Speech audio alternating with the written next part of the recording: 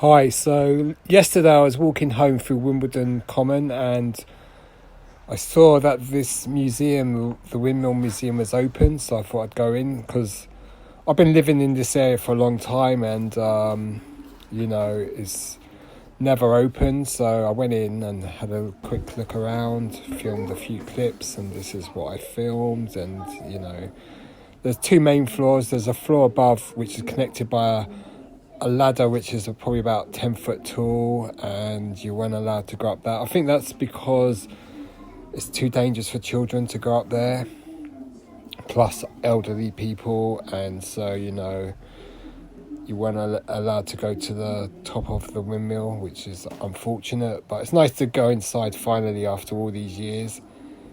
It's got some interesting stuff, displays and annotations to go with the displays. So it's worth a good look around. Some of them are working little models, others are actual items from the past. So you've got a hammer and sickle there. You've got the sort of when British agriculture was, at its zenith. I guess British agriculture still is quite advanced.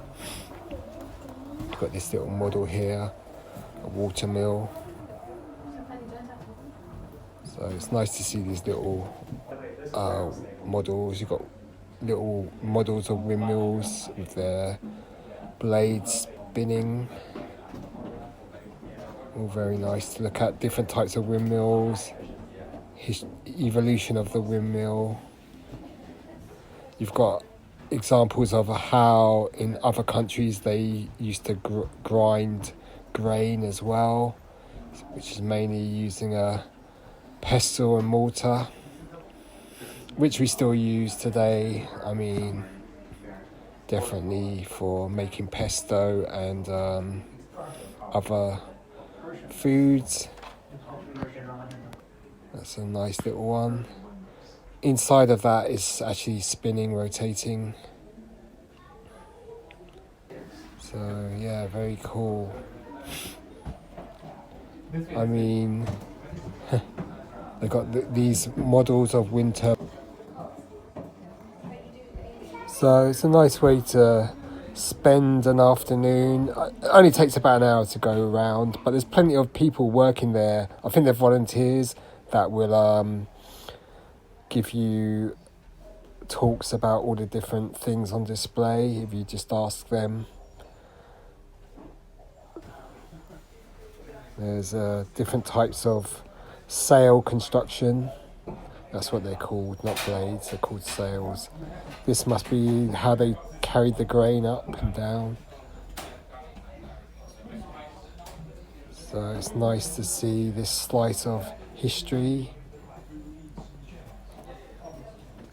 You've got these weights and pulleys, bits of metal.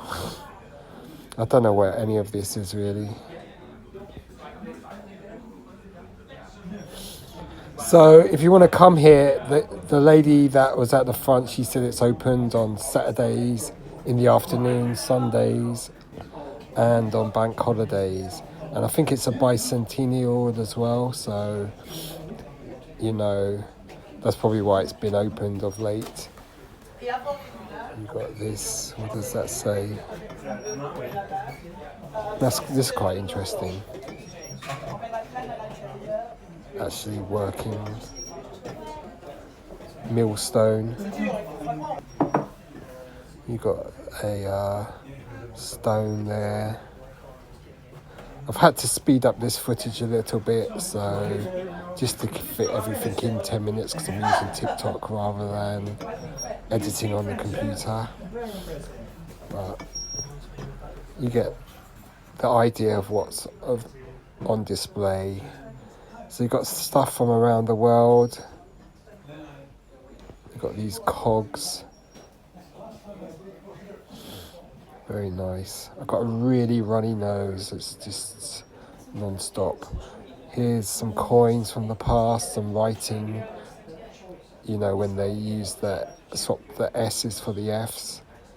back in the old days.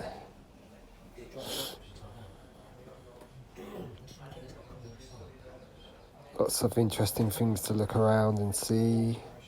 This is all on the second floor. Shame you can't go to the third floor though. Wimbledon Windmill in its working days. So they've got a working model of the windmill. So you can get up to the second floor. You can't get up to the third floor or fourth. Wish you could though. I'd love to climb up those ladders. I think it's just too dangerous. You know, health and safety. The origin of Wimbledon. So there's lots of things to read.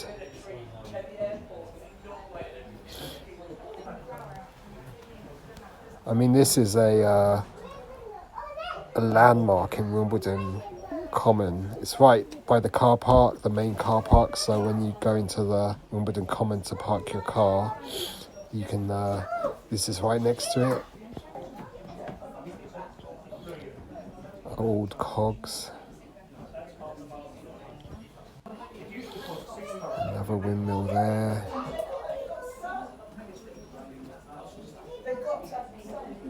All these different things you can look at. I mean, I guess it helps if you have an interest in windmills or agricultural history of Great Britain circa 1820 to 1850. But, I mean, if you're just walking past and it's actually open, there's a connection with Lord Baden-Powell as well, Baden-Powell, who I think sort of came up with the idea or sort of came up with what the Boy Scouts were going to be next in the building adjacent to this. So that's the Boy Scout connection. This is the actual upper floors where you can't go up there, unfortunately. I wish you could though. You'd have to climb up those ladders. But it was quite busy. There's even kids running around. There's types of grain, wheat and corn and stuff like that. Not that I'd be able to tell it apart. Really primitive set there. I thought that statue looks a bit like a young Joan Collins. And then you've got the sails, different types of sails. Good old Windy Miller from, was it Camberwick Green or Trumpton? Large cogs. You get an idea of how everything's laid out.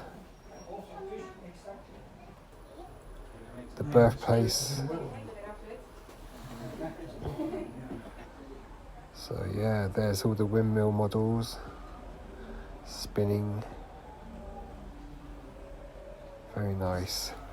So it's something, if you're in the area and it's actually opened, do check if it's opened. You know, it's definitely worth a visit.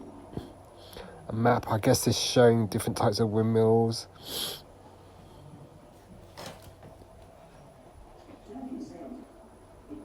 And this is on the ground floor. A scythe and sickle.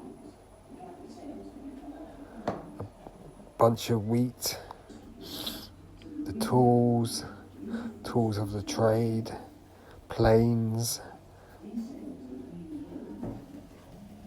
So, very nice display, great way to spend half an hour to an hour.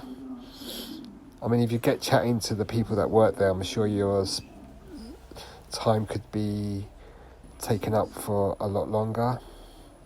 Because I'm sure they're very knowledgeable, unlike me. There's a video display as well. I didn't watch the whole video. Perhaps I should have. Anyway, this video is about to finish, so I hope you like looking at this. Cheers, goodbye. There's the windmill from outside. Great place to visit.